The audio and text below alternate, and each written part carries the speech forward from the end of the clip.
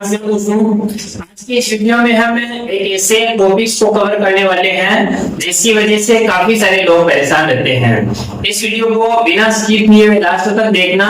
मेरा नाम डॉक्टर किरण रगड़ और मैं आजकल श्री आयुर्वेद चिकित्सालय मंगलवार में अपनी सेवाएं दे रहा हूँ। साथ ही बिना किसी देरी के इस वीडियो की शुरुआत करते हैं और बात करते हैं सियाटिका नर्व रूट की।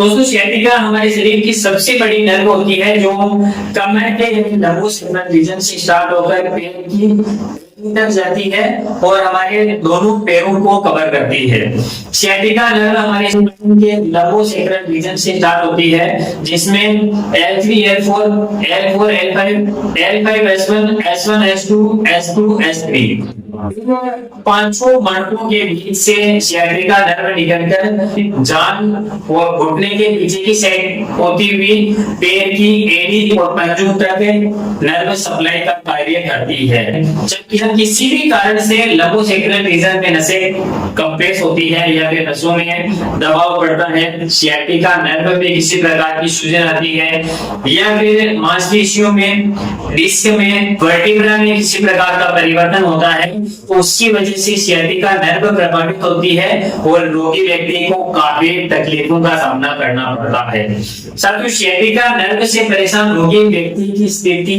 वही समझ सकते हैं जो या तो सियाटिका नर्व से सफर कर रहे हैं या फिर ऐसे प्रोफेशन में है जो सियाटिका नर्व के कंप्रेशन को ट्रीट कर रहे हैं। यानी सियाटिका नर्व से परेशान रोगी व्यक्ति की स्थिति वह खुद रोगी समझ सकता है या फिर उसका डॉक्टर ही समझ सकता है। बाकी नॉर्मली आप सियाटिका से परेशान रोगी व्यक्ति को देखोगे तो उसकी बॉडी में आपको किसी प्रकार का परिवर्तन दिखाई नहीं देगा। कुछ केस में जब सियाटिका नर्व ज्यादा कंप्रेस होती है और सियाटिका नर्व के साथ साथ में ब्लड सप्लाई करने वाली नसें भी दबती है तो उस केस में रोगी व्यक्ति का एक पैर कमजोर पड़ने लगता है और एक पैर पतला महसूस होने लगता है। सियाटिका नर्व जैसा कि मैंने पहले बताया L3, L4, L4, L5, S1, S1, S2 और S2, S3 इन पांचों मणकों से निकलकर पैर की एड़ी तक और पैर के पंजों तक पहुंचती है। जब आप अपने कमर दर्द को लेकर या फिर सियाटिका पेन को लेकर हमारे दरवाजे हो तो उसमें L4, L5,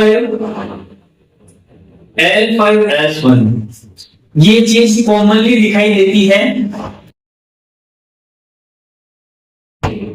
ये पांचों मणकों के बीच से बड़ी नर्व निकलती है।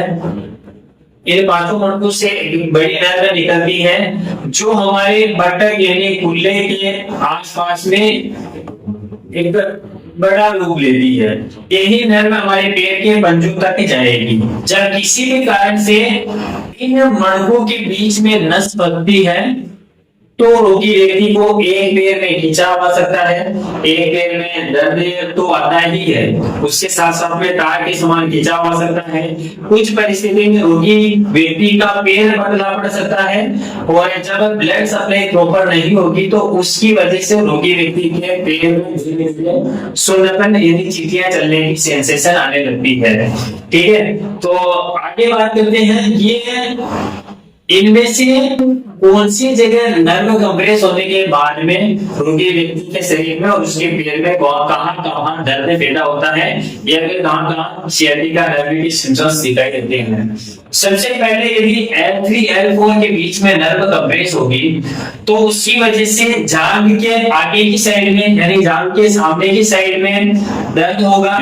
साथियों, इन लक्षणों को से समझना और आप खुद डायग्नोज कर सकते हो कि आपके कमर के अंदर कौन सी जगह नर्व कंप्रेस हुई है। L3, L4 जब नर्व कंप्रेस होगी तो उसकी वजह से रोगी व्यक्ति के सामने की साइड में दर्द आएगा और घुटने के आसपास में कमजोरी महसूस होगी। घुटने के पीछे की साइड में भी दर्द रहता है लेकिन घुटने के आसपास में जहां पर हमारी घुटने की ढकनी है उसके आसपास में L4 में नर्व कंप्रेशन की वजह से दर्द आएगा। दूसरा है L4 L5, ठीक है। L5 के बीच L4 L5 में नस कंप्रेशन होने पर जांघ के बाहर की साइड में, ठीक है, लेटरल साइड में, जांघ के बाहर की साइड में और पैर की छोटी अंगुली के साइड में नस में खिंचाव आएगा और बाहर की साइड में दर्द महसूस होगा, वो दर्द होगा।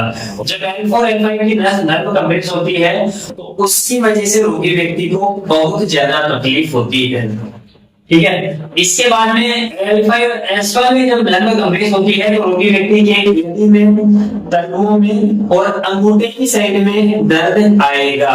तो जब L4 L5 में कंप्रेस होगी तो जांघ के बाहर की साइड में और छोटी अंगुली के साइड में दर्द आएगा, ठीक है। पैर की जो छोटी अंगुली है उसकी साइड में दर्द आएगा। और L5 S1 जब नर्व कंप्रेस होगी तो पैर के अंगूठे की साइड में दर्द आएगा और पिंडली की अंदर की साइड में भी दर्द आएगा।